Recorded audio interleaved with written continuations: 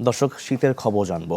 পঞ্চগড় থেকে সরাসরি যোগ দিয়েছেন আমাদের সহকর্মী হোসেন রায়হান। রায়হান, পঞ্চগড়ে আজ শীত কেমন, তাপমাত্রা কত, জনদুর্ভোগের কথা জানাবেন।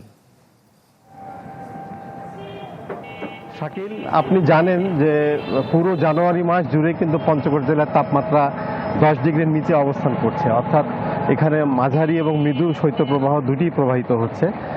গত পরশু দিনে এখানে সর্বনিম্ন তাপমাত্রা ছিল 6.8 ডিগ্রি সেলসিয়াস।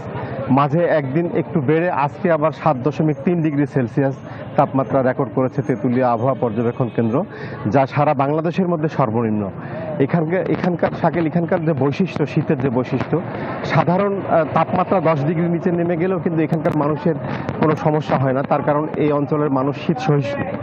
এখানে সবচেয়ে বড় সমস্যা হচ্ছে পাহাড় থেকে যে শৈত্যপ্রবাহ, যেটি পাহাড় থেকে যে হিমালয় থেকে যে ঠান্ডা বাতাস যেটি প্রবাহিত হয়, সেটি যদি প্রবাহিত হয় তাহলে কিন্তু মানুষের জীবনযাত্রা মারাত্মকভাবে বিপর্যস্ত হতে থাকে এবং মানুষ কিন্তু ঘর থেকে আর বের হতে পারে না। বিশেষ করে শ্রমজীবী মানুষ যারা রয়েছে তারা কিন্তু কাজকর্ম হারিয়ে পাপরিকা আর মেক্সিকান মশলার মাইন্ড ব্লাস্টিং ফ্লেভারে ডিটোস পার্টি হবে জোস যদি থাকে ডিটোস একেবারে বেকার হয়ে পড়েছে। বিগত 1.5 মাস ধরে কিন্তু অব্যাহতভাবে তাপমাত্রা এখানে 10 ডিগ্রির নিচে অবস্থান করছে। আমি আবহাওয়া অধিদপ্তরের সঙ্গে কথা বলেছি, তারা জানিয়েছে যে পুরো জানুয়ারি মাস জুড়ে তাপমাত্রা এখানে 10 ডিগ্রির নিচে থাকবে এবং সেই ক্ষেত্রে সর্বনিম্ন তাপমাত্রা 4 পর্যন্ত গড়াতে পারে, এরকম পূর্বাভাস তাদের কাছে রয়েছে।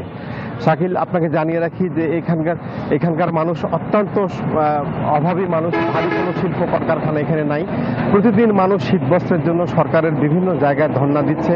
জেলা প্রশাসনের পক্ষ থেকে শীতবস্ত্র বিতরণ অব্যাহত রয়েছে, যেটি সরকারের বরাদ্দ সেটি কিন্তু অপ্রতুল। তো এরকম একটা দুর্ভোগ লেগেই আছে। সাধারণ মানুষ আশা করছে যে সরকার একটা বড় হস্তক্ষেপ এখানে আসবে। তো শাকিল, এই ছিল পঞ্চগড় জেলার সার্বিক শীতের পরিস্থিতি আমার কাছে।